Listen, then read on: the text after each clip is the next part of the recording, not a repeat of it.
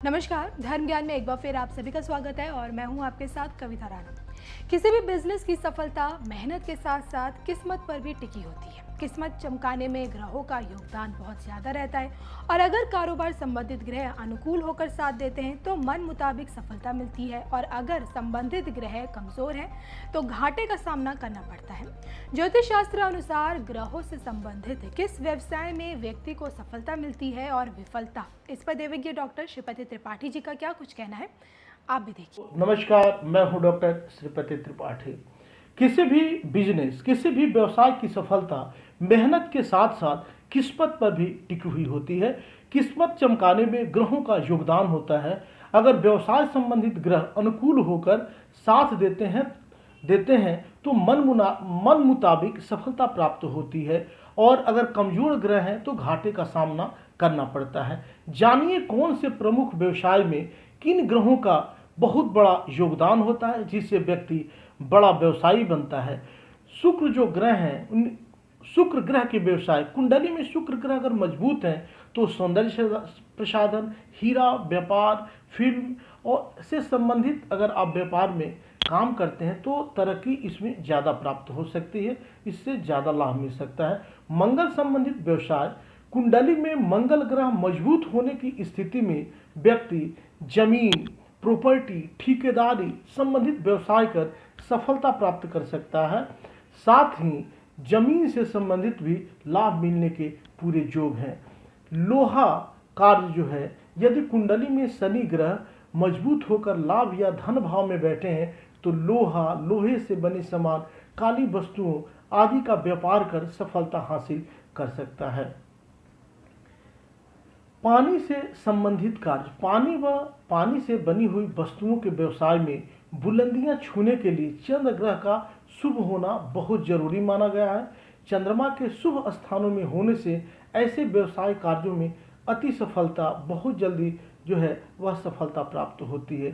शराब का कारोबार, शराब संबंधित व्यवसाय में बड़ा धन लाभ कमाने के लिए इस व्यवसाय से संबंधित ग्रह राहु का मजबूत व शुभ भाव में होना आवश्यक होता है, तभी जो है आपको सफलता मिल सकती है और आपको इस क्षेत्र में आप चरमोत्कर्ष पे पहुंच सकते हैं।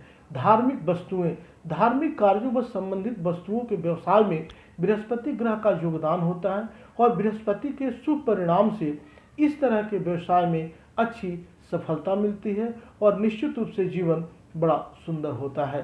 उपाय, ग्रह के अनुसार बिजनेस करने के अलावा जरूरी उपाय करके भी सफलता प्राप्त की जा सकती है। तो निश्चित रूप से आप अगर जो व्यवसाय करते हैं उससे संबंधित जो उपाय है आपको निश्चित रूप से करना चाहिए, क्योंकि ग्रह का उपाय लिखता है कि ज्योतिषम फलितम शास्त्रम योगम प्रध्यानमेव। आपकी कुंडली में कौन से ग्रह जो हैं, जो कारक हैं, जो आपके व्यवसाय के क्षेत्र में आपको चरमोत्कर्ष पे ले जाएंगे, आप इसके अनुसार आप आगे बढ़ें। तब तक के लिए दीजिए मुझे इजाज़त। नमस्कार, जय हिंद। हमारे पूरे भारतवर्ष में 12 ज्योतिर्लिंग है। सभी ज्योतिर्लिंगों का छोड़ के मैं खाली बद्रीनाथ के उसमें आता हूँ। हिमालय तो केदार है, ऐसा स्कंद पुराण करते हैं कि उन 12 ज्योतिर्लिंगों में जो 11वां ज्योतिर्लिंग है वो केदार है। तो समस्या ये थी, अगर केदार ज्योतिर्लिंग है तो जहाँ भी ज्योतिर्लिंग हैं वो भगवान शिव जी के हैं। उन शिव जी के ज्योतिर्लिंग में भगवान नारायण कहाँ से टपक पड़े? और फिर लिखा वैकुंठो अष्टम साक्षात श्रेष्ठो बदरिकाश्रम। इन भू वैकुंठों में भी कोई वैकुंठ है तो बदरिकाश्रम है। उन्होंने केदार को नहीं बोला। ऐसा क्यों हुआ, उसका थोड़ा सा आपको हम वर्णन कर देते हैं। पहला तो ये है, ये भूमि भगवान शिव जी की थी और देवताओं की ये प्रार्थना हुई, हे नारायण, सतयुग में आपके दर्शन हुए तो चतुर्भुज रूप में हुए। त्रेता युग आया तो फिर भगवान का रामावतार हुआ। छोटे अन्य अंश अवतार, कला अवतार, युगा अवतार बहुत हुए, लेकिन छोटे हुए, उनमें रामावतार सबसे बड़ा था।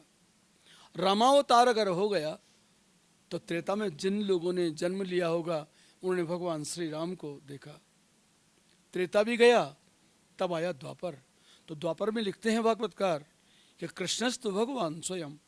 प्रथम स्कंद के दूसरे अध्याय में वर्णन आता है कि भगवान कृष्ण जो हुए वे संपूर्ण कलाओं से हुए, 16 कलाओं के साथ हुए, पूरे भगवान के पूर्ण अवतार थे।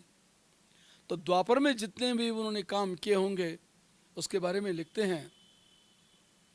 एक श्लोक श्रीमद् भागवत के 11वें स्कंद के 4थे अध्याय में आता है, जहाँ पे लिखा है नक्षत्रयाम कृतगाम चतुर्सप्त कृतो रामस्तो है गय कुलाप्यय वर्गवग्नि सोब्दिम भवंत दशवक्रमहंस लंकम सीतापतिर्जयति लोकमलग्न कीर्ति। मतलब सत्युग का अंत आया तो महाराज परशुराम जी ने पूरी पृथ्वी नक्षत्रयाम कर दी, बिना नक्षत्रों के कर दी, 21 बार उनका विध्वंस किया। इस प्रकार सत्युग गुजर गया।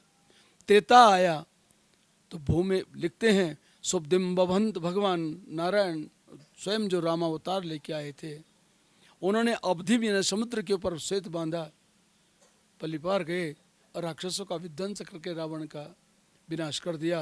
उनकी अलगन निष्कपट कीर्ति आज भी फैली है। ऐसा आया त्रेता। अब आया द्वापर, तो भूमिर भरावतरणाय यदुस्वजन्म जातक करिष्यति शूरैरपि दुष्कराणि। देवताओं ने भी जिस कार्य को नहीं किया वो काम भगवान कृष्ण ने किया। ऐसा द्वापर आया। अब लिखते हैं जब 3 युग तक दर्शन हो गया, चौथा युग आने का है, तो लिखा है उसमें कि बदिर्विमोहयति यज्ञ कृतो ददर्घन। जब ऐसा कलयुग आएगा जिसमें कोई भी अच्छी तरह बात न कर सके, उल्टे उल्टे काम होंगे, तो भगवान का फिर अवतार होगा और वो भूमि का भार उतार देंगे। लेकिन जब होगा तब होगा, तो देवताओं का यही प्रश्न था, जब होगा कल के अवतार तब होगा, तब तक तो आधा संसार समाप्त हो जाएगा। तो महाराज ऐसा करो, आपको कैसे बिलीव करेंगे लोग, कैसे विश्वास करेंगे कि भगवान थे भी या ये अवतार सही थे या गलत थे। उनकी बात को सुन करके भगवान यही सोचने लगे, ए देवताओं, समय आएगा मेरा भूमि पर अवतार होगा और वहां आप मेरे को देखोगे। तो सतयुग में जो पहला अवतार हुआ नर नारायण अवतार, परंपराओं गत में वो चौथा अवतार है, वही नर नारायण अवतार यहाँ आया तब के लिए। तो वो नर नारायण अवतार इस ढंग से था कि जितने भी अवतार आज तक हुए सब चले गए, लेकिन नर नारायण अवतार भगवान का जो हुआ वह आज भी है। योद्यापि चाष्टमुनि वर्ज्य सेवितांग्री, श्रीमद्भागवत के 11वें स्कंद के 4थे अध्याय में 10वें श्लोक में यह वर्णन आया, वे आज भी यहाँ पे निर्द्वंद होकर तप कर रहे हैं। लेकिन कैसे उन्होंने तप किया ये मैं आपको समझाना चाहता था। भूमि तो भगवान शिव जी की थी, तो वो कैसे यहाँ बस गए। उन्होंने देवताओं से कह भी दिया कि कलयुग में ऐसा धाम बनेगा जो साक्षात वैकुंठ होगा, उसका नाम बदरिकाश्रम होगा।